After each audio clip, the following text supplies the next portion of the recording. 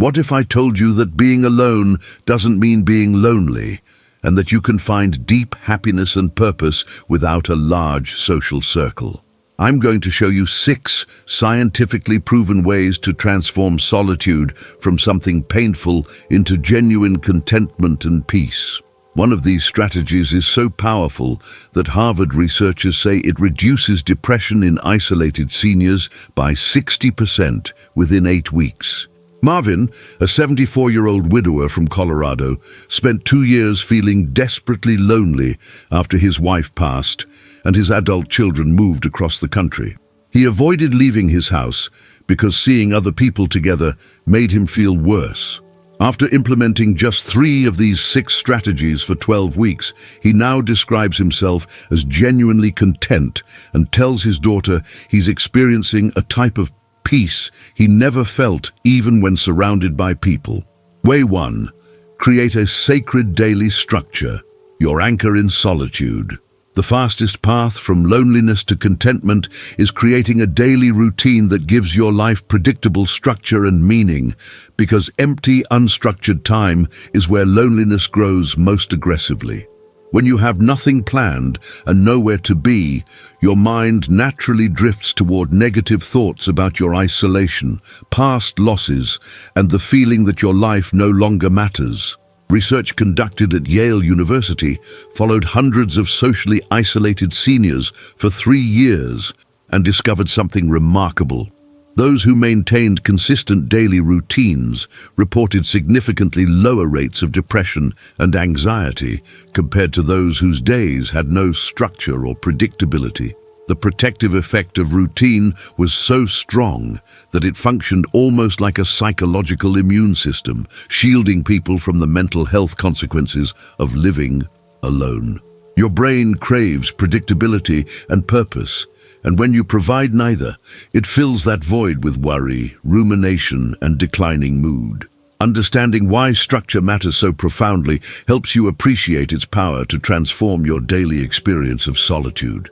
Every morning when you wake up without a plan, you face what psychologists call decision fatigue, the overwhelming sense of having too many choices and no clear direction.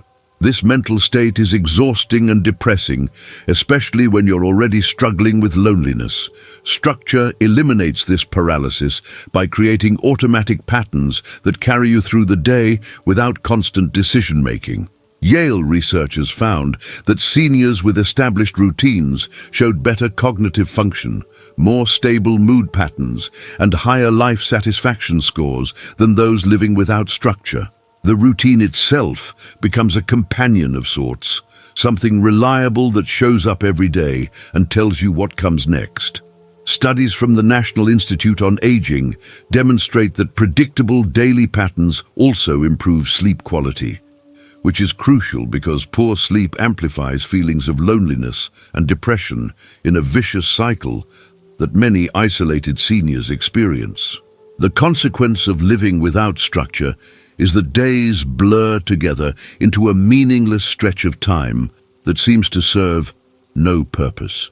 Many isolated seniors report losing track of what day it is, or feeling that one day is indistinguishable from another, which creates a sense of temporal disorientation that compounds feelings of depression. Without meaningful activities anchoring your day, you become passive rather than active in your own life, which erodes self-esteem and creates learned helplessness. Constance, a 68-year-old from Idaho, spent entire days watching television and feeling empty, unable to pinpoint what was wrong. After creating and following a structured daily routine for just 4 weeks, she reports feeling purposeful, calm, and in control of her life for the first time in years. The practical solution is simpler than you might think. Take out a piece of paper today and write down 3 anchor activities that will structure your day. A morning ritual that happens at the same time daily, a midday purpose activity that gives you something to accomplish, and an evening wind-down routine that prepares you for sleep. Your morning ritual might be making coffee while watching the sunrise, reading for 20 minutes, and taking a short walk. Your midday activity might be preparing a real lunch for yourself, working on a hobby, or completing one household task. Your evening routine might include preparing dinner, spending time on a creative pursuit, and reading before bed. Design your daily structure today to reclaim control of your emotional life. Way 2. Master one meaningful skill. Build your identity. Who are you when no one's watching? And what are you becoming with the time you have left? These questions matter profoundly because your sense of identity, who you understand yourself to be, determines whether solitude feels empowering or diminishing. When you're constantly around other people, your identity comes partly from your relationships and social roles. But when you're alone, you must generate your sense of self from within. Research from the University of Texas at Austin studied older adults living in isolation and found that those actively working to master a new skill maintained significantly higher self-esteem and lower depression rates than those who weren't engaged in purposeful learning. The act of improving at something tangible gives you concrete evidence that you're still growing, still capable, and still moving forward rather than simply waiting for life to end. Your brain needs challenges to stay healthy, and skill development provides the exact type of cognitive stimulation that prevents decline while simultaneously building your sense of identity and accomplishment. The psychological mechanisms behind skill mastery and mental health are well documented in gerontology research. When you work toward mastery in any domain, you enter flow states where you become completely absorbed in the activity, which temporarily eliminates feelings of loneliness and self-consciousness. During these flow experiences, your brain releases dopamine and other neurochemicals associated with reward and motivation, creating natural positive feelings that don't depend on social interaction. Studies published in Psychology and Aging show that seniors engaged in deliberate skill practice report higher life satisfaction, better cognitive function, and stronger sense of purpose compared to those who spend their time on passive entertainment. The identity shift is crucial. You transform from a lonely person with nothing to do into an artist or a woodworker or a gardener. This new identity gives you something to think about when you wake up, something to look forward to during your day, and something to feel proud of when you reflect on your life. The skill itself almost becomes a companion, providing structure, challenge, and growth that fills the space where social connection used to exist. Without personal growth and skill development, you risk losing your sense of who you are beyond your past relationships and former roles. Many isolated seniors describe feeling invisible or irrelevant, as though they no longer have a real identity in the world. This loss of self accelerates both cognitive decline and depression because you stop seeing yourself as a person with agency and capability. Horace, a 79-year-old from Arkansas, felt worthless and invisible after retiring and losing most social contact. After choosing to learn landscape painting and practicing daily for 5 months, his sense of self-worth transformed completely, and he now introduces himself as a painter with genuine pride. The practical solution requires you to choose one specific skill to master over the next 6 months. Don't choose multiple skills or keep switching. Commit deeply to one thing. Your options are endless: painting, drawing, woodworking, cooking new cuisines, gardening, playing a musical instrument, writing poetry or memoirs, photography, or any craft that interests you. Invest in the basic tools or materials you need, find instructional books or videos, and commit to practicing at least 30 minutes daily. Track your progress somehow so you can see your improvement over time, which provides motivation and proof of your growth. Start learning your chosen skill this week to rebuild your identity. Way 3. Practice self-compassion. Daily, become your own friend. The relationship you have with yourself determines whether solitude feels peaceful or unbearable. Yet most people have never considered that they can actively choose how they speak to themselves internally. When you're alone for extended periods, you become intensely aware of your own thoughts, and if those thoughts are harsh, critical or cruel, you're essentially living with an abusive companion 24 hours a day. Research from the University of California, Berkeley has extensively studied self-compassion in older adults and found striking differences in mental health outcomes. Seniors who practice self-compassion, treating themselves with the same kindness they'd offer a good friend, showed dramatically lower rates of depression, anxiety, and loneliness compared to those who maintain harsh, self-critical internal dialogue.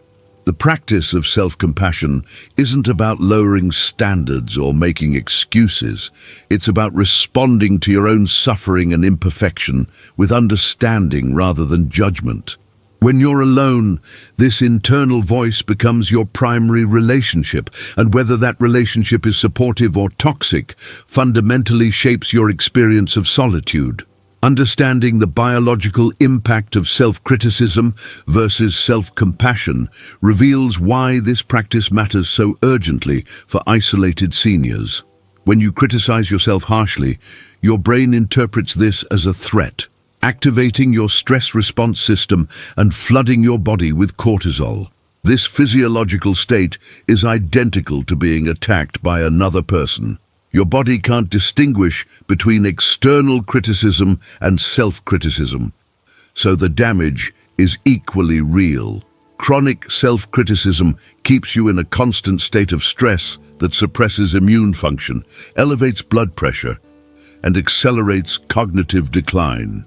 Research published in Clinical Psychology Review demonstrates that self-compassion activates the parasympathetic nervous system instead, producing the same calming neurochemicals associated with safe social connection. Your brain responds to kind self-talk as though someone caring is taking care of you, which reduces stress hormones and produces oxytocin and endorphins. For isolated seniors, self-compassion essentially allows you to provide yourself with some of the neurological benefits of supportive relationships, which can partially buffer the health impacts of social isolation. Harsh self-criticism, when you're alone, amplifies depression and creates a mental prison where you're simultaneously the prisoner and the cruel guard. Many isolated seniors report constant negative self-talk about being unwanted, burdensome, useless, or too old to matter. This internal dialogue becomes a self-fulfilling prophecy that makes reaching out to others feel impossible and makes simple daily tasks feel overwhelming. Nadine, a 72-year-old from New Mexico, constantly criticized herself for being alone and told herself she must be fundamentally unlovable. After learning to practice self-compassion and speaking kindly to herself for 2 months, she experiences genuine inner peace for the first time in decades. The practical solution involves training yourself to notice harsh self-talk and consciously replace it with compassionate responses. 3 times every day, morning, afternoon, and evening, speak to yourself out loud using your own name. When you notice harsh thoughts like "you're pathetic for being alone," consciously say aloud something like, "Nadine, you're doing your best in a difficult situation," and that takes real strength. Ask yourself what you would say to a dear friend in your exact situation, then say that to yourself instead. Write down 3 self-compassionate statements and read them aloud daily until they become automatic thoughts. Treat yourself with kindness starting today, not someday. Way 4, connect with nature regularly. Find peace outside. When was the last time you felt truly calm and present in your own existence without the constant mental chatter about your loneliness or problems? For most isolated seniors, these moments of genuine peace have become rare or non-existent. Yet research shows that regular nature exposure creates exactly this state reliably and predictably. Stanford University conducted extensive research on the relationship between nature exposure and rumination in older adults living alone. Their findings demonstrated that spending just 20 minutes in natural settings significantly reduces the type of repetitive negative thinking that characterizes depression and loneliness. The researchers used brain imaging to show that nature exposure literally quiets the parts of your brain responsible for rumination and self-focused worry. When you're in nature, whether that's a forest, a park, your backyard, or even sitting on a porch surrounded by trees, your attention shifts from internal mental loops to external sensory experiences. The sights, sounds, smells, and textures of the natural world engage your senses in a way that interrupts negative thought patterns and creates space for calm and presence. The mechanisms connecting nature exposure to improved mental health in isolated seniors involve both psychological and physiological changes. Psychologically, nature provides what researchers call soft fascination. Your attention is gently captured by rustling leaves, bird songs, or flowing water, which gives your ruminating mind a break without requiring effortful concentration. This mental rest is profoundly restorative, especially when you spend most of your time indoors replaying painful thoughts. Physiologically, natural environments contain compounds called phytoncides, released by trees and plants that, when inhaled, reduce stress hormones and boost immune function. Studies from the University of Michigan show that seniors who spend regular time outdoors have lower cortisol levels, reduced blood pressure, and better sleep quality compared to those who remain primarily indoors. Nature also provides perspective. When you're surrounded by trees that have lived for decades or centuries, or watching clouds drift across the sky, your personal problems often shrink to a more manageable size. The natural world reminds you that you're part of something vast and ongoing, which can ease the intense self-focus that loneliness creates. Staying indoors when you're already isolated magnifies your disconnection and traps you in a mental echo chamber where negative thoughts bounce back at you with increasing intensity. Many lonely seniors develop a pattern of avoiding the outside world because seeing other people together triggers painful feelings. But this avoidance strategy backfires by eliminating one of the most powerful sources of natural mood regulation available to you. Eugene, a 77-year-old from Vermont, felt trapped in crushing loneliness while spending all day indoors watching news that increased his anxiety. After forcing himself to spend 20 minutes in his backyard every morning for 3 weeks, he reports feeling connected to something larger than his personal situation and experiences calm he hadn't felt in years. The practical solution requires no special location or equipment. Commit to spending 20 minutes outdoors every single day, regardless of weather, unless conditions are genuinely dangerous. Sit on your porch or balcony and actively notice what you see, hear, and smell, rather than bringing your phone or remaining lost in thought. If you can walk, take a daily walk in a nearby park or even around your neighborhood, deliberately noticing trees, birds, and sky. If mobility is limited, sit by an open window with a view of nature or tend a few potted plants on a windowsill while connecting with their growth cycles. Step outside tomorrow morning and reconnect with the natural world. Way 5. Contribute through small acts. Create meaning. Happiness alone comes from feeling useful and needed, not from being entertained or distracted from your loneliness. This fundamental truth about human psychology applies regardless of whether you have a large social network or live in complete isolation. Research from Johns Hopkins University studied mental health outcomes in socially isolated seniors and identified one factor that dramatically differentiated those who remained mentally healthy from those who became depressed. That factor was contribution. Whether the person found ways to feel useful and helpful to others despite their isolation. Seniors who regularly performed small acts of contribution maintained significantly better mental health, stronger sense of purpose, and higher life satisfaction than those who focused primarily on their own comfort and entertainment. Your brain is wired to derive meaning from being useful, and when you're not contributing anything to anyone, you begin to feel worthless and invisible, regardless of how much you try to distract yourself with television, social media, or passive entertainment. The absence of contribution creates an existential emptiness that no amount of self-focused activity can fill. The psychological research on meaning and mental health reveals why contribution is especially critical for isolated seniors.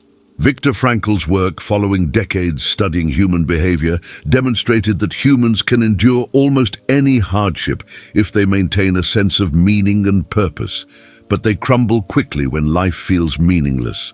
For seniors living alone without regular social roles or responsibilities, the risk of meaninglessness is acute. Studies published in the American Journal of Psychiatry show that lack of purpose is one of the strongest predictors of depression, cognitive decline, and even mortality in older adults. When you contribute something, even something small, to the world around you, you shift from feeling like a burden or irrelevant person to feeling like someone whose existence matters. This shift in self-perception has measurable effects on stress hormones, immune function, and brain activity patterns. Contributing also connects you to something beyond yourself, creating a sense of being part of a larger human community even when you're physically alone. The act of giving without expectation of return generates powerful positive emotions that pure self-care activities cannot replicate. Without any form of contribution, you risk falling into a state of complete self-focus where every thought revolves around your own loneliness, discomfort, and problems. This intense self-focus is psychologically toxic and amplifies depression because you become trapped in an echo chamber of your own suffering with no exit. Many isolated seniors describe feeling invisible, as though they could disappear and nobody would notice or care, which is one of the most painful aspects of prolonged isolation. Bernice, a 70-year-old from Kansas, felt completely purposeless after her husband died and her children rarely called. After she started baking cookies every week for her postal carrier and a few neighbors, she reports feeling needed and valuable again, which transformed her entire emotional state. The practical solution involves identifying one specific way you can help others on a weekly basis. Donate gently used items to charity organizations that will distribute them to families in need. Write encouraging letters or cards to nursing home residents, military service members, or hospital patients. If you have any mobility, help an elderly neighbor with a small task like bringing in their garbage cans or checking their mail when they travel. If you knit or sew, make items for homeless shelters or hospital newborns. If you're able to use a computer, volunteer to transcribe historical documents for archives or libraries. The key is consistency. Commit to one specific contribution weekly so you build an identity around being helpful. Identify how you'll contribute this week to restore your sense of purpose. Way 6. Reframe solitude as strength. Change your story. Being alone is not a failure or punishment. It's an opportunity for self-discovery and inner development that most people never get because they're too busy managing relationships and social obligations. This reframe isn't just positive thinking or denial of real pain. It's a fundamental shift in how you interpret your circumstances that Harvard Medical School researchers have proven dramatically affects mental health outcomes. Studies conducted at Harvard followed isolated seniors for 5 years and tracked both their mindset about aloneness and their mental health trajectories. Those who viewed their solitude as tragic, shameful, or evidence of personal failure showed steadily declining mental health with increasing rates of depression and anxiety. In stark contrast, those who reframed solitude as an opportunity for freedom, self-knowledge, and independence maintained stable or even improving mental health over the same period. The external circumstances were identical. Both groups were equally isolated, but their interpretation of those circumstances created completely different psychological and physiological outcomes. Your story about why you're alone and what it means shapes your emotional experience more powerfully than the aloneness itself. The neuroscience behind mindset and mental health explains why changing your narrative about solitude is so transformative. When you repeatedly tell yourself that being alone means you're unwanted, failed, or being punished, your brain treats this story as fact and produces corresponding stress responses. Your nervous system remains activated as though you're in danger, which elevates cortisol, suppresses immune function, and creates the biological conditions for depression. Research published in Psychoneuroendocrinology demonstrates that negative self-narratives create chronic stress states even when no actual threat exists. Conversely, when you deliberately reframe your circumstances in terms of opportunity, freedom, or growth, your nervous system interprets this as safety, which allows your body to shift into rest and repair mode. This isn't about lying to yourself or pretending that loneliness doesn't hurt. It's about choosing to focus on the genuine benefits that do exist, alongside the challenges. Every circumstance contains multiple true interpretations, and you have agency to choose which truth you emphasize. The reframe practice literally rewires neural pathways over time, making positive interpretations more automatic and reducing the default pattern of catastrophizing about your situation. Viewing your aloneness as tragic or shameful keeps you stuck in victim mentality where you're powerless, which prevents any possibility of genuine contentment or peace. This mindset tells you that your life can't be good until your external circumstances change, which may never happen, and leaves you perpetually waiting for rescue instead of creating meaning where you are right now. Winston, an 81-year-old from Oregon, spent 3 years viewing himself as abandoned and pitiful, which created deep depression despite reasonable physical health. After deliberately working to reframe solitude as freedom and opportunity for 6 weeks, he now reports deep satisfaction with his independent life and describes benefits he never recognized before.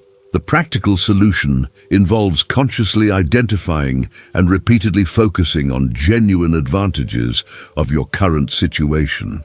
Take a piece of paper and write down at least 3 real benefits of living alone.